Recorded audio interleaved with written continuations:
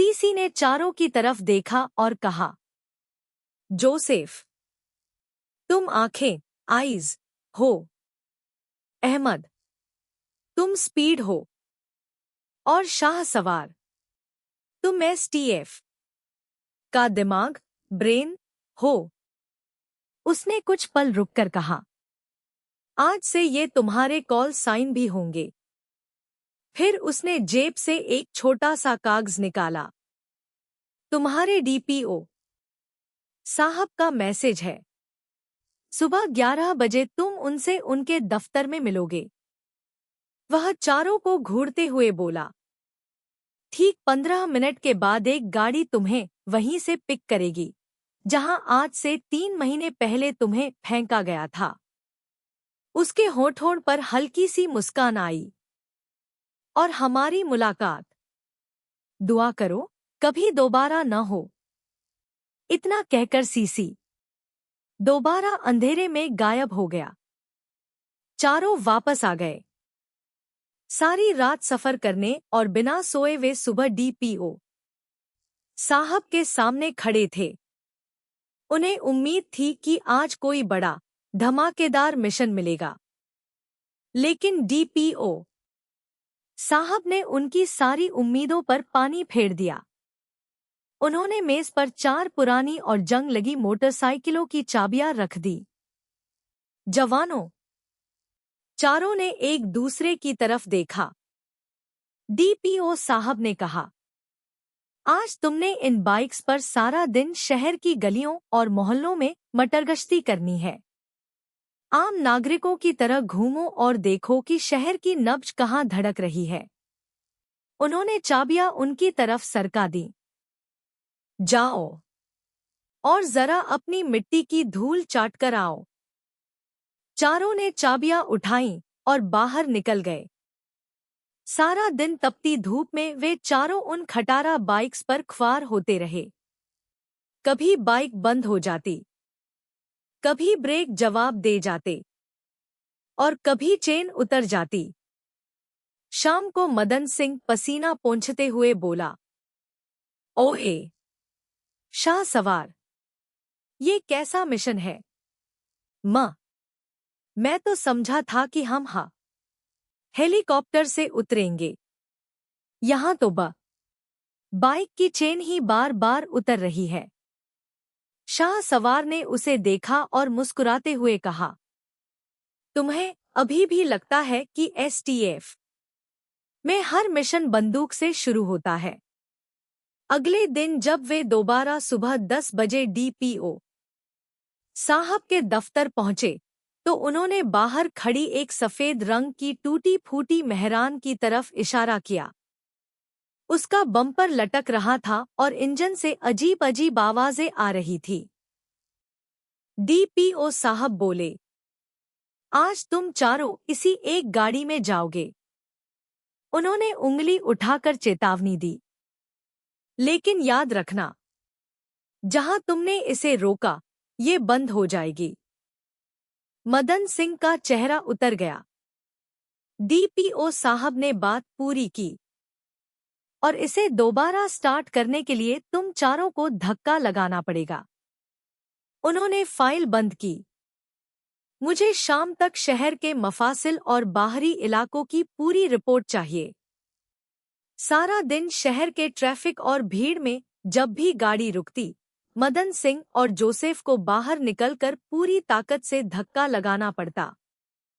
लोग उन्हें देखकर हंसते, कोई मजाक करता, कोई मोबाइल निकालकर वीडियो बनाने लगता, लेकिन वे खामोशी से अपना काम करते रहे। ये सिर्फ एक मिशन नहीं था, ये उनके सब्र का इम्तिहान था। पिछले 3 महीनों में उनके साथ इतना कुछ हो चुका था कि अब इन छोटी छोटी बातों से उन्हें कोई फ़र्क नहीं पड़ता था। शाम को वे वापस डीपीओ साहब के सामने खड़े थे। डीपीओ साहब ने उन्हें कुछ देर देखा, फिर कहा, तुमने सब्र दिखाया, तुमने अपनी तौहीन बर्दाश्त की। अब वक्त है अपने असली रूप में आने का। उन्होंने मेज के नीचे से 4 पैकेट निकाले। ये तुम्हारी नई यूनिफॉर्म है। फिर बाहर खड़ी गाड़ी की तरफ इशारा किया। और वो बाहर खड़ी गाड़ी तुम्हारी सवारी। उन्होंने घड़ी की तरफ देखा। 15 मिनट में यूनिफॉर्म, अपना असलहा और बाकी सामान लेकर मुझे यहीं मिलो। चारों ने एक साथ सैल्यूट किया। Yes sir. 15 मिनट बाद मीटिंग शुरू हुई। डीपीओ साहब ने मेज पर शहर का नक्शा फैलाया। उनकी उंगली शहर से दूर एक ऐसी जगह पर जाकर रुकी जो बरसों से वीरान और मुतरूक पड़ी थी। वह एक पुराना इंडस्ट्रियल जोन था। टूटी फूटी दीवारें, ऊंची घास और चारों तरफ उगी हुई खारदार झाड़ियां। हालत ऐसी थी कि दिन के उजाले में भी वहां जाने से डर लगता था। डीपीओ साहब ने गंभीर आवाज में कहा, ये वो जगह है जहां परिंदा भी पर नहीं मारता। चारों नक्शे की तरफ देखते रहे। लेकिन हमारी इत्तिला ये है कि यहाँ कुछ ऐसा हो रहा है जो शहर के अमन और अमान के लिए जहर है। उन्होंने नक्शे पर एक जगह निशान लगाया। तुम चारों ने वहां जाना है। उसके चप्पे चप्पे का मुआयना करना है। फिर उनकी आवाज और सख्त हो गई। लेकिन याद रहे, तुम्हारा वहां होना किसी को पता नहीं चलना चाहिए। अगर वहां एक पत्ता भी हिले तो उसकी खबर मुझे होनी चाहिए। मुझे कल सुबह उस जगह के हर एक इंच की रिपोर्ट चाहिए। शाह सवार ने सिर हिलाया। Yes sir. रात के 2 बजे एक काली वीगो उस वीराने से 2 किलोमीटर दूर घनी झाड़ियों के पीछे खामोशी से आकर रुकी। चारों ने अपनी काली कमांडो वर्दियां पहन रखी थी। चेहरों पर काला कैमोफ्लाज लगा हुआ था ताकि वे अंधेरे में पूरी तरह घुल मिल सकें। अहमद ने बेहद धीमी आवाज में कहा, दोस्तों, याद रखना, हम यहाँ लड़ने नहीं बल्कि देखने आए हैं। उसने जोसेफ की तरफ देखा। आइज, तुम ऊंचाई से कवर दोगे। फिर उसने मदन सिंह और शाह सवार की तरफ देखा। तुम दोनों मेरे साथ ग्राउंड पर मूव करोगे। चारों साये की तरह झाड़ियों में घुल गए। मदन सिंह, जो कभी एक पल के लिए भी खामोश नहीं रहता था, अब इतनी सावधानी से चल रहा था जैसे कोई शिकारी चीता अपने शिकार की तरफ बढ़ रहा हो। वे धीरे धीरे उस पुरानी इमारत के करीब पहुंचे। चारों तरफ लोहे का कबाड़ और टूटी हुई तारें बिखरी हुई थी। वहां का सन्नाटा इतना गहरा था कि दूर कहीं गिरने वाले पानी के एक छोटे से कतरे की आवाज भी धमाके जैसी लगती थी। जोसेफ ने अपनी इंफ्रारेड दूरबीन आंखों से लगाई। कुछ सेकंड बाद उसकी धीमी आवाज वायरलेस पर सुनाई दी। ब्रेन, 2 बजे की दिशा देखो। शाह सवार ने उसी दिशा में देखा। जोसेफ ने कहा, वहां एक पुराना वॉच टावर है। बाहर खाली है, लेकिन वहां एक मॉडर्न थर्मल कैमरा लगा हुआ है। वह कुछ पल खामोश रहा।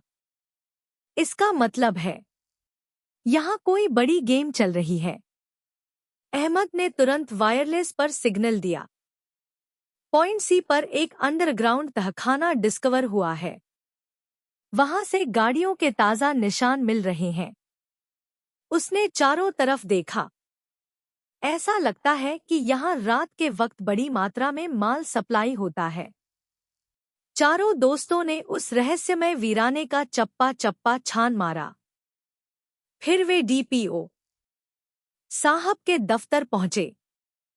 उनके कपड़े मिट्टी से अटे हुए थे, लेकिन उनके पास उस जगह का पूरा डेटा मौजूद था। जैसे ही वे कमरे में दाखिल हुए, उनकी नजर एक अजनबी महिला पर पड़ी। वह डीपीओ साहब की मेज के पास खड़ी एक बड़ी स्क्रीन पर कुछ डेटा देख रही थी।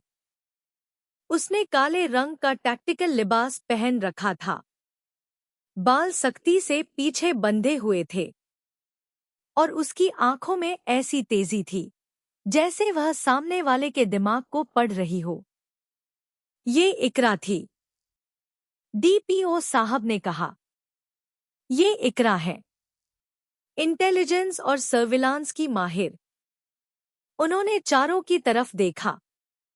अब से इस मिशन की डिजिटल निगरानी इनके हाथ में होगी। ये वहां के चप्पे चप्पे पर नजर रखेंगी और तुम लोगों को ग्राउंड पर गाइड करेंगी। शाह सवार आगे बढ़ा और अपना टैबलेट मेज पर रख दिया ताकि डेटा शेयर कर सके। जैसे ही उसने हाथ बढ़ाया, उसकी उंगलियां हल्के से इकरा के हाथ से टकराईं। दोनों की आंखें मिली।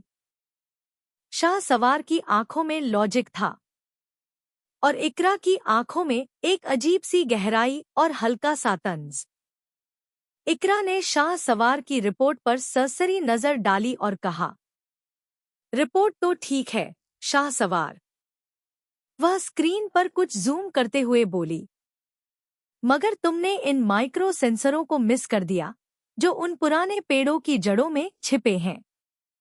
उसने शाह सवार की तरफ देखा।